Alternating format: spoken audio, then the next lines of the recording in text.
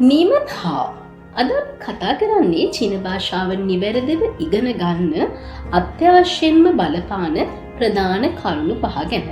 චීන භාෂාව අපි සාමාන්‍යයෙන් භාවිතා කරන අනිකුත් භාෂා වගේ නෙමෙයි.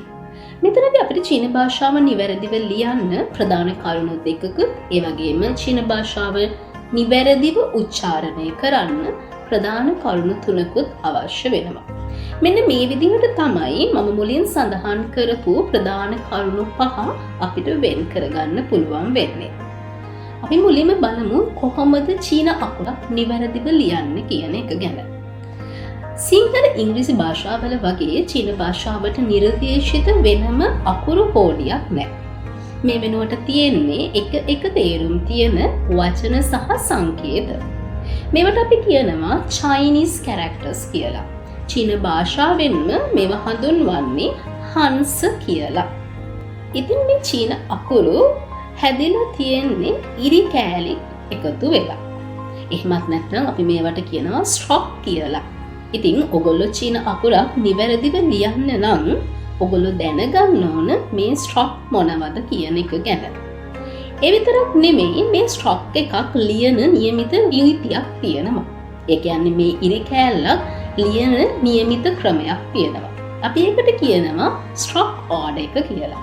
ඉතින් මෙන්න මේ විදිහට චීන අකුරක් නිවැරදිව ලියන්න අපි ප්‍රධාන වශයෙන් ස්ට්‍රොක් එක සහ ස්ට්‍රොක් ඕඩර් එක නිවැරදිව ඉගෙනගෙන තියෙන්න ඕන. දැන් අපි බලමු කොහොමද මේ චීන අකුරු කියවන්න කියන එක ගැන. අපි කලිනුත් සඳහන් කළා චීන භාෂාවට නිර්දේශිත අක්ෂර වින්‍යාසයක් නැහැ. මෙන්න මේ නිසාම චීන අකුරක් දැක්ක ගමන් කියවන්න ටිකක් අපිට අපහසුයි. මෙන්න මේ හේතුව නිසාම චීන අකුරු නිවැරදිව කියවන්න ඉංග්‍රීසි කෝඩියේ අකුරු භාවිතා කරලා හදලා තියෙනව ක්‍රමයක් අපි එකට කියනවා පින්යින් එකක් කියලා. මේ පින්යින් එක ප්‍රධාන කොටස් තුනකින් හැදිලා තියෙන්නේ. එහෙමත් නැත්නම් මේ පින්යින් එක නිවැරදිව උච්චාරණය කරන්න අපි ප්‍රධාන කරුණු තුනක් ගැන ඉගෙන ගන්න ඕනි. මේ වගේ පින්යින් එකක පළවෙනියට තියෙන අකුරට අපි කියනවා ඉනිෂියල් එක කියලා. එහෙමත් නැත්නම් ආරම්භක අක්ෂරය කියලා. ඒ වගේම මේ දෙවනියට තියෙන අකුරු වලට අපි කියනවා ෆයිනල්ස් කියලා. එහෙමත් නැත්නම් ඒවට කියනවා අවසාන අක්ෂරය කියලා. ඒ වගේම මේ උඩින් තියෙන සිම්බල් එකට ඒමත් ඒක අපි කියන්නේ චීන අකුර නිවැරදිව ශබ්ද කරන ආකාරය. ඒකට අපි කියන්නේ ටෝන් එක කියලා.